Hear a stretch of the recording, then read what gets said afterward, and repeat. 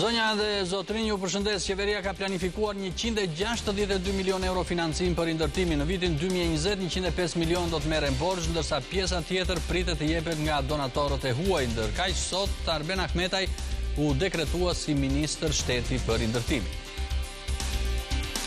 Ndërtimet e dëmtuara rënd nga tërmeti janë duke u shembur. Një prej tyre ishte edhe një nga konviktet në Universitetin Bujqësor të Kamzës. Atje shkuan inxhinierët e ushtrisë që ndihmuan forcat e IKMT-s të shembin me eksploziv ndërtesën. Kryeministri Rama tha se konviktet për studentët do të rindërtohen.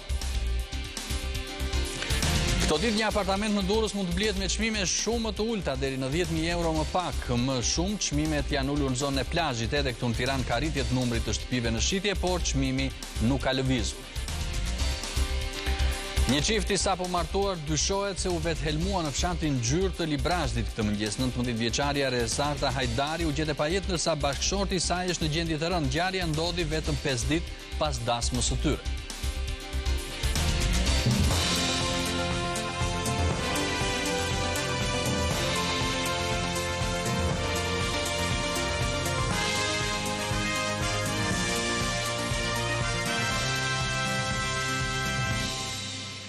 Ndërtimet e dëmtuara rënd nga tërmeti janë duke u shembur. Një prej tyre ishte një nga konviktet në Universitetin Bujqësor të Kamzës. Atje shkuan inxhinierët e ushtrisë që ndihmuan forcat e IKMT-s ta shembin atë me eksploziv.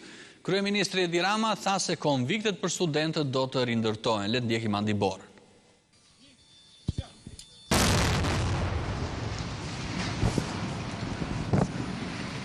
Kjo ishte godina e parë e konvikteve të Universitetit Bujqësor të Tiranës, e cila u shem me shpërthim të kontrolluar pas ditën e së premtes. Janë 10 godina në total, të cilat do të shemben për t'i hapur rrugë projektit të rindërtimit. Kemi çuar kolegë në Holland planimetrin e vendit. Besoj që do kemi një dizajn para vitit të ri të çfarë mund të jetë kampusi. Kemi kërkuar për më shumë hapësirë, sepse një student i Universitetit Bujqësor nuk bën dot atë vajtje ardhi në Tiranë. Kështu që ne duam të shtojmë çik më shumë hapësirë. Mbështetja për këtë projekt u dha edhe nga kryeministri Rama. Faza e për kampusin. Nga çfarë ndodhi dhe nga çfarë rënua, duhet të rindërtojmë 100 herë më mirë çifte. Nga 10 godinat e ndërtuara për studentët, këta të fundit shfrytëzonin vetëm 2 prej tyre. Pjesa tjetër u zaptua gjatë viteve të tranzicionit nga familjar. Ato pak familje që kishin mbetur do të kenë një zgjidhje. Ata kanë marrë gjithë qëra për shtëpitë ku janë futur. Do marrin nesër një apartament tek këto ndërtime të reja që ne do bëjmë, për këta do zhvendosen si lagje. Në vijim pritet që të shemben edhe 2 godina të tjera të konvikteve me shpërthim të kontrolluar nga forca xheniere. Pjesa e mbetur do të shembet me mjetet e Inspektoratit Kombëtar të Mbrojtjes së Territorit. Shkolla Naim Babameto në Durrës ishte ndërtuar në vitin 2008 nga kompania e Renzo, por në tërmetin e 26 nëntorit ajo u shemb. Ish drejtori i shkollës tregon për Top Channel se kishte refuzuar që ta merrte në dorëzim për shkak të punimeve me cilësi shumë të dobët. Gjithçka që ka mbetur nga shkolla 9-vjeçare publike Naim Babameto në Spital të Durrësit është rrethimi dhe godina e veçuar e kopshtit të saj. Tërmeti shkaktoi dëme të shumta godinës së shkollës, e cila u rindërtua rreth 12 vite më parë. Teksa mjetet e rënda kishin nisur prishjen e shkollës, godina u shkërmoq vet, duke dëmtuar dhe një nga makineritë angazhuara në prishje. Për fat të mirë shpëtuan punëtorët. Me një fond prej 90 milion lekësh, shkolla Naim Babameto u ndërtua nga e para në vitet 2007-2008. Po në atë periudhë objekti shkollor, edhe pse u vu në funksionim, nuk u mor në dorëzim nga drejtori atëhershëm i shkollës Mark Laska. Kjo për shkak të cilësisë së dobët të punimeve të kryera nga ish shoqëria e Nrezo me pronar Enver Shalën. Di këtë që unë duhet të pajisa me leje shfrytëzimi në mënyrë që të ishin fëmijët të siguruar dhe stafi në shkollë. Më pas shkolla, pas një periudhe 6 mujore, shkolla shfaqi ca probleme, të cilat ishin rënja sovas në 2 shkallë dhe pjesa tjetër mbas 3 muajsh ra flak tek automatet e shkollës. Ish drejtori ende nuk është thirrur për të dhënë dëshmi dhe fakte që lidhen dhe me hetimin për shëmbjen e shkollës. E ndar nga një mur rrethues që u dëmtua nga shëmbja ndodhet godina e kopshtit, e cila ishte ngritur disa vite përpara rindërtimit të shkollës. Ka deri tu në kopësht, ka deri mbrapa, po ta shohësh mbrapa aty, është komplet pemët janë thyer. Të shqetësuar banorët shprehen se dikush duhet të përgjigjet për cilësinë e dobët të punimeve, ndërkohë që i duhet dhënë një zgjidhje edhe fëmijëve, të cilët transportohen me autobusa drejt një shkolle pritëse. Ndërkohë, nga që makineritë po punojnë këtu, nuk kanë pranuar fëmijët për shkak të rrezikut që kanosen afër kopshtit. Vinë eksperta shohin, pse ashtu? Qëse arsye është ndërtuesit, përgjigj ndërtuesit, qëse nuk është, s'është. Janë ekspert për atë punë. Ju si gjykoni faktin që kopshti i qëndron në këmbë i padëm? Si e dopt, kjo është, s'ka tjetër. Nuk ka rezistuar se ka punuar me cilësi dobës, me material dobës. Shikot e tani, ka beton aty në fundi? Ja. Aty ka vetëm rrerë e hekura. Tashmë nga godina nuk ka mbetur asgjë, ndërsa 800 nxënësit e shkollës me autobus avijojnë të shkojnë drejt shkollës pritëse Leonik Tomeo, ku do të kryen procesin mësimor për një afat të papërcaktuar. Ujësjellësi i Durrësit ka nisur të pezulloj kontratat me familjet që u janë shkatruar ndërtesat nga tërmeti, ndërkohë edhe në Tiranë 2200 familje me shtëpi të pabanueshme, ju është falur fatura e nëntorit, ndërsa kontrata do të riaktivizohet kur të futen në shtëpi. Le të ndjekim Alma Demirajnë. Mbi 2200 familje, banesat e të cilave u dëmtuan nga tërmeti 26 nëntorit dhe u vlerësuan si të pabanueshme, u janë pezulluar kontratat me ujësjellës kanalizimet, si dhe u është falur fatura e ujit së bashku me taksat për të gjithë muajin nëntor. Ne kemi evidentuar banesat që grupet e bashkisë me ekspertët në terren kanë nxjerrur të pabanueshme dhe më pas për të marrë edhe vendimet nëse do të shëmben apo jo. Dhe me njëherë masat që kemi marrë është pezullimi i kontratave. Kjo do të thotë që këtyre banorëve nuk do t'i shkoj fatur uji në vazhdim, as për taksat e bashkisë.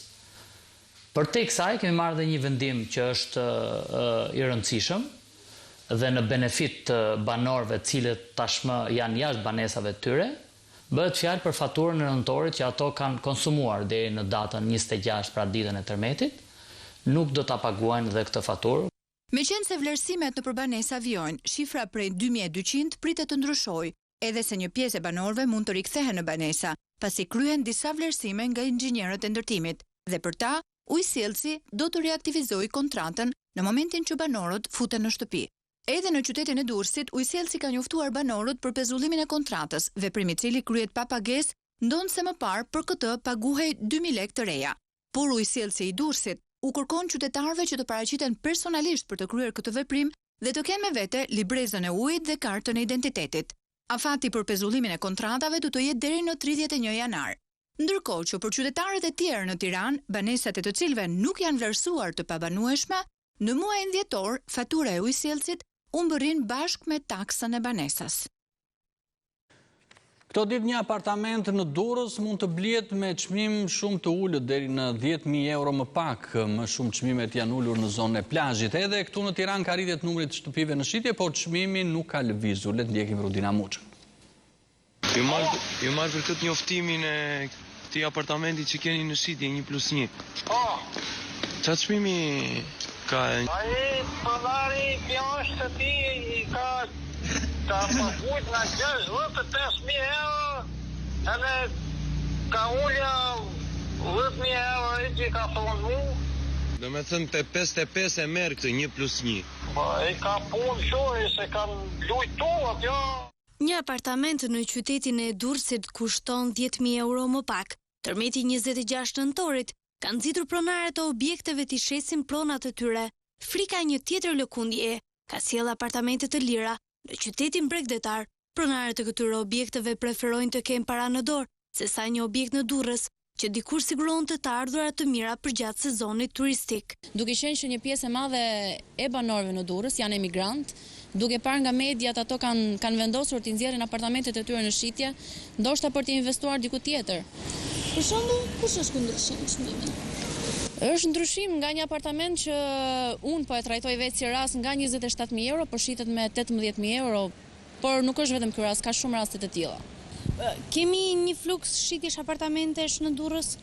Aktualisht ka shumë apartamente që po dalin shitje, por blerësit janë pak të stepur për shkak të tërmetit dhe nuk po nxitohen. Nëse dalim në rrugicat e Tiranës, do të shohim në çdo mur njoftime të tipit shitet apartamenti, por ndryshe nga Durrësi në kryeqytet, çmimi i apartamenteve nuk ka ndryshuar. Po në Tiranë, a ekziston një njëjtë fenomen? Në Tiranë ka shumë apartamente që kanë dalë në shitje këtë ditë dhe janë kryesisht apartamente të emigrantëve. Ato po preferojnë të shesin apartamente se sa të kenë të investuar në Shqipëri dhe të investojnë diku tjetër. Përse? Nga frika e tërmetit. Tërmeti ka nxjerrë në pa abuzuesit e qirave. Shumë pallate në zonën e kombinatit kanë dalë si të pabanueshme. Zgjedhja e këtyre banorëve është marrja e një apartamenti me qira. Pas 26 nëntorit, kërkesa e madhe ka rritur çmimin e qiras me 2.500 lekë të reja. Në zonat të ndryshme të Tiranës në periferi, themi, në kombinat ysberisht, astir ose fresk, çmimet kanë qenë me 200, 220, flasin për apartamente 1+1 dhe 250, 270 për apartamente 2+1. Aktualisht ka një rritje prej 25.000 lekë për apartament, si për 1+1, si për 2+1, duke qenë që ka shumë pak apartamente që jepen me qira dhe kërkesa është shumë e lartë. Unë kam shumë klientë që kanë 10 apartamente në këto zona dhe kur i themi që ulin i çmimet sepse mund të jeni dhe ju një nga ato që ngeli jashtë, ato nuk preken fare nga pjesa humane, por i kanë rritur çmimet, jo t'i ulin. Në Durrës, në një pallat 6 katësh në zonën e quajtur Dy Gjelat, pas tërmetit ndodhi një fenomen. Depozitat në taraca ranë dhe shkatruan shkallët e tij. Foto nga ajri e shkallëve të dëmtuara rriti shqetësimin për shkak se depozitat e ujit mbi taraca janë një fenomen i zakonshëm, pothuajse në të gjitha pallatet e vjetra dhe duhet që të hiqen sa më shpejt. Le të ndjekim Alma Demiraj. Pas dëmtimeve që shkaktoi tërmeti në shumë pallate, administratorët e tyre kanë nisur të kërkojnë banorëve të heqin depozitat e ujit që kanë vendosur në taracë, pasi janë rrezik i shtuar për jetën e banorëve. Ata kanë afishuar njoftime në muret e pallateve pasi depozitat janë pronë private, por shumë prej banorëve kontestojnë edhe pse janë të vetëdijshëm për riskun. Në qoftë se do bëjnë ujë 24 orë, okay. Na riskojnë edhe nëse se kemi aty. Na riskojnë, po çfarë duhet të bëjmë? Duhet të qelbemi? Edhe unë timen lartë e kam. Do vendosni që t'i hiqni apo jo se janë të... Po të vendos shteti ti heqet na bëjnë depozita në pallate. Po në fakt ato depozita ju e keni vendosur vetë në terracë, nuk ju e ka vendosur shteti. Po tani s'miremi vesh unë e ti e të gjithë se jemi shumë. Dikush do, dikush nuk do, ai që është në katë 5 do. Ne të tjerë themi jo, mirë janë. Që ato patjetër duhen hequr dhe duhen zëvendësuar me diçka tjetër. Që mund të bëhen edhe kështu në formë dhomash me beton edhe të ngjiten mesu. Siç kanë qenë përpara në kohrat e vjetra që mblidhin ujin e shiut. Top Channel u drejtua ujësjellësit të Tiranës për këtë shqetësim të banorëve në lidhje me furnizimin me ujë të pishëm 24 orë. Jemi drejt përfundimit të 3 projekte madhore të cilat financohen nga Banka Evropiane për Ndërtim dhe Zhvillim dhe mbas një muaji këto projekte do të vijnë në funksion që do të përmirësojë në mënyrë të konsiderueshme një pjesë të mirë të qytetit të Tiranës, të cilët do të kenë mundësinë që të furnizohen me ujë nga ujëmbledhësi i Bovillës. Ujësjellsi po punon edhe për të patur projektin e fazës së dytë me zgjerimin edhe të pjesës tjetër, në mënyrë që të zgjidhet një herë mirë çështja e furnizimit të Tiranës me 24 orë ujë. Por gjithsesi, deri në zgjidhjen e furnizimit me ujë të pishëm të Tiranës 24 orë pa ndërprerje, për të mos riskuar jetën e qytetarëve, një opsion mund të ishte edhe ajo që ata parashtrojnë edhe vetë për vendosjen e depozitave të mëdha në oborrin e pallatit në ato raste ku është e mundur.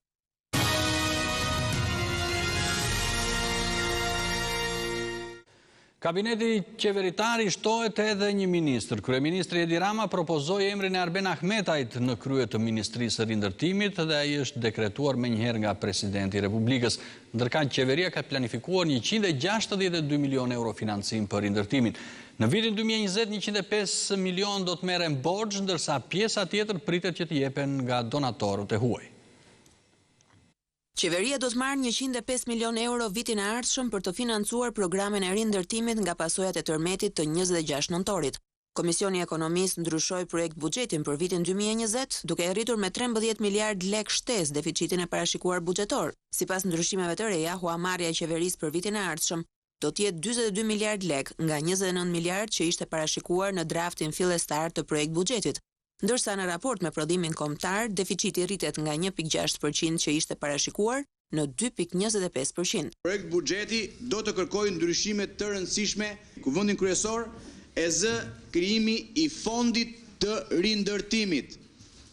Ky fond parashikohet të jetë 20 miliard lek për vitin 2020, nga të cilat 13 miliard lek do të financohen nga buxheti i shtetit, pra nga burimet e brendshme, duhet thënë, dhe 7 miliard lek do të financohen nga donatorët. Ky fond dhe do reflektohet dhe në nenin specifik për këtë fond, mund të rritet gjatë vitit në rast se rriten donacionet që kanë qëllim rindërtimin e vendit, dhe për këtë arsye do të reflektohet në të ardhurat nga grantet, sipër dhe në shpenzimet brenda fondit. Rritja me 13 miliard lekë e deficitit buxhetor nuk e ndryshon trajektoren rënëse të borxhit publik si përqindje ndaj prodhimit kombëtar. Sipas llogarive të qeverisë, borxhi do të vazhdojë të ulet edhe vitin që vjen, ndonse me një ritëm më të ulet nga sa ishte parashikuar, duke ngadalësuar kështu procesin e konsolidimit. Veç saktimit të fondit 20 miliard lekë, Komisioni i Ekonomisë miratoi dhe heqjen e tatimit mbi vlerën e shtuar për lëndët e para që do të përdoren në ndërtimin e banesave të reja, si dhe kompanitë ndërtuese që do të angazhohen në këtë proces.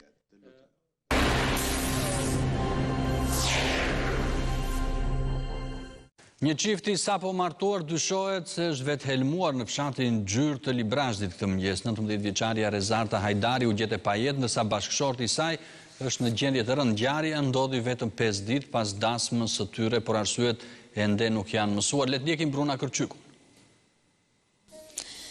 Kjo është dhoma ku çifti i ri do të qëndronin të martuar vetëm për 5 ditë. Ata janë gjetur mëngjesin e sotëm 19-vjeçaria e pajet, ndërsa 27-vjeçari Olsi Hajdari, bashkëshorti i ri, ndodhet në gjendje të rëndë në reanimacionin e Spitalit të Elbasanit. Dyshohet se çifti është vethelmuar, por ndërkohë ende vazhdojnë veprimet hetimore për zbardhjen e ngjarjes. Siç shihni pas meje, shtëpia vazhdon të jetë e zbukuruar si për dasëm, ndërsa sot janë zgjuar në një tragjedi. Unë që ardha e para. Se më thirë kjo mu. O i berja, sa se që më ka nodhër, që më gjeti mua, që gjeti me buj. Qune se ka, nuk e parashikoha dëtë qunin se, vetëm shkumbët në buzi pa qunet e të umora me nusën. O e rezarta, thirë, frykoj një këto në gjopsi, ajo sipte. Shkonin si çift, shkonin mirë me njëri? Shumë. O të më fjava me të keqenë në ja. Aj shumë shkojen që nuk di mos e qartë thejmë. Dashuriet e për që ka. Më sa s'di gja, pasa si e hospital sa ka ignu se më gjithë shumë të a fiksua, le angë se ka pasaj nuk di edhe ngopë se mena, përshë nga kjo mund të ketë pas probleme. Në dhomën e enusës së re, paja ka mbetur e paketuar ndërsa trupi i saj tashmë do t'i nënshtrohet autopsisë. Spitali i Elbasanit bën me dije se është në parametra jetësor në normë bashkëshorti 27 vjeçar. Mësohet se çifti është helmuar me fostoksin dhe në një rast të tillë shtohet dyshimi se vetflijimi ishte parashikuar me gjak ftohtësi. Olsi Hajdari para ditën e së njëjtës kishte udhëtuar drejt Prenjasit për të dorëzuar disa prej zbukurimeve të dasmës, por nuk dihet nëse në këtë udhëtim ai ka bler edhe helmin. Do të jetë grupi hetimor që do të hedhë dritë mbi ngjarjen, raporti mjeko-ligjor i kthyrjes së trupit të 19 vjeçares, por dhe dëshmia e 27 vjeçarit në rast të përmirësimit të gjendjes së tij shëndetësore. Një debat i fortë ka nisur në lidhje me ligjin e ri për mediat, ligji që synon të vendosë rregull edhe në lidhje me median online. Po çfarë përmban ky ligj? Ndjekim një përmbledhje të pikave kryesore të tij. Ligji i ri për mediat më së shumti prek mediat online, të cilat aktualisht në pjesën dërmuese të tyre janë të zezë. Ligji që po diskutohet me shumë debate në kuvend dhe me kundërshtinë e grupeve të interesit, parashikon vendosjen e disa rregullave të ngjashme me ato që aplikohen për mediat e tjera, televizionet, radiot dhe gazetat. Ja çfarë parashikohet në projekt ligj. Portali sipas projekt ligji duhet të bëjë lehtësisht të aksesueshëm, duke pasur emrin e atij që e ka hapur, vendodhjen e zyrave qendrore ose vendqëndrimin e tij. Po ashtu duhet të respektojë privatësinë dhe dinjitetin e qytetarëve dhe të mbrojë integritetin e të miturve. Autoriteti i medias audiovizive, që bëhet Autoriteti i mediave shqiptare, do të mbajë, do të administrojë dhe do të publikojë një regjistër të portaleve të licencuar, të autorizuar ose jo. Pika më e debatuar është mbyllja e një portali që konstatohet me shkelje nga autoriteti mediave shqiptare. Projekt ligji parashikon vetëm 3 raste kur një portali i bllokohet aksesin në internet, kur publikon pornografi me fëmijë, vepra me qëllime terroriste dhe shkelje të sigurisë kombëtare. Projekt ligji parashikon edhe ankimimin në gjykat ndaj vendimit të Këshillit të Ankesave. Projekt ligji parashikon edhe penalitete të forta financiare në rastet e shkeljes së ligjit. Shkeljet kur ato nuk përbëjnë vepër penale dhe përbëjnë kundërvajtje administrative dënohen me gjob, nga 100.000 deri në 1 milion lek, në masën 800.000 lek, kur nuk respekton vendimin e Këshillit të Ankesave ose të drejtën e përgjigjes. Përsëritja e shkeljes më shumë se 3 herë gjatë një viti dënohet me një rritje deri në 50% të shumës së gjobës. Deri më sot nëse një televizion apo radio shkel ligjin, është ndëshkuar madje paralajmëruar nga ama për mbyllje. E njëjta logjik përcaktohet në këtë projekt ligj edhe për portalet, të cilave nuk u dihen pronarët, e më e rëndësishme, burimi i parave që financon ato. Sfida e ligjvënësve me këtë projekt ligj nuk është e lehtë. Ata nga njëra anë duhet t'i japin fund kësaj xhungle portalesh e nga ana tjetër, ky proces të mos cënojë lirinë e të shprehurit.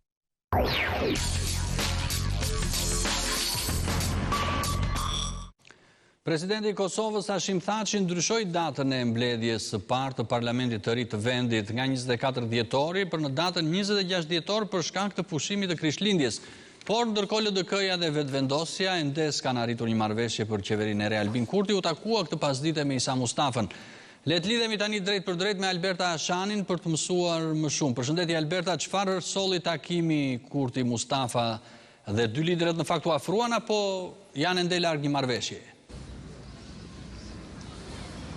Përshëndetje Ilir, kësaj radhe takimi megjithse nuk rezultoi me arritjen e marrëveshjes por koalicionin qeverisës, u bë e ditur se ka për afrim të qëndrimeve më tepër sa në takimet e ditëve të fillimit të javës. Këtë edhe më tepër e vërteton fakti se dy subjektet politike kanë thirrur mbledhjen e kryesisë gjatë ditës së shtunë. Burimet në brenda lëvizjes vetëvendosje kanë bërë të ditur se mbledhja e kryesisë të ky subjekt politik do të fillojë në ora 9 të mëngjesit, ndërsa tek Lidhja Demokratike e Kosovës do të filloj në ora 11. Kujtojmë se çdo marrëveshje përfundimtare mes këtyre dy subjekteve politike do të kaloj fillimisht në kuadër, do ta merr aprovimin e kryesisë, e sigurisht se në këtë mbledhje të kryesive të dy partive gjatë ditës së nesërme do të diskutohet për ndarjen e ministrive të cilat i kanë bërë liderët të dy partive. Vetëm nga ajo çfarë kemi kuptuar është që vendvendosi do ta ketë Ministrinë e Financave, të Ekonomisë, Drejtësisë, Shëndetësisë dhe Ministrinë e Punëve të Jashtme, ndërsa LDK-ja Ministrinë e Punëve të Brendshme, të Mbrojtjes, Arsimit, Infrastrukturës dhe Bujqësisë, ndërsa komunitetet të cilat do t'i kenë dy ministri janë ajo e Kthimit dhe e Kulturës. Megjithatë nuk janë përfundimtare pasi që do të pritet aprovimi i kryesisë. Po ashtu do të shihet nëse edhe emri i presidentit do të jetë në kuadër të kësaj marrëveshje, meqense nuk është bërë e ditur nëse do të jetë apo jo, dhe nëse po do të përcaktohet emri nga ana e LDK-s se kënd do ta propozojnë pas përfundimit të mandatit të zotit Thaçi. Menjëherë pas përfundimit të mbledhjeve të kryesisë, do të vazhdojë edhe takimi i radhës në nivel të lartë politik në mes Kurtit dhe Mustafës. Alberta, të falenderoj për këto informacione që na solle nga Prishtina.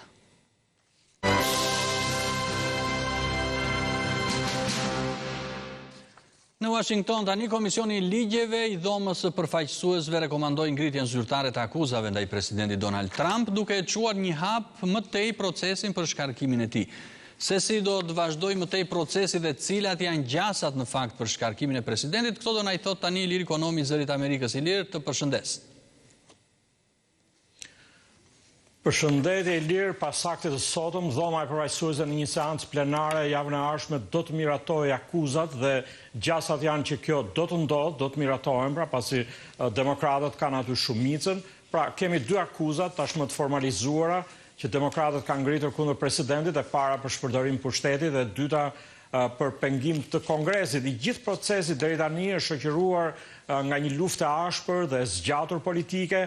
Mbrëm debatet në Komisionin e Ligjeve vazhduan mjaft vonë dhe në një klim të acaruar partijake.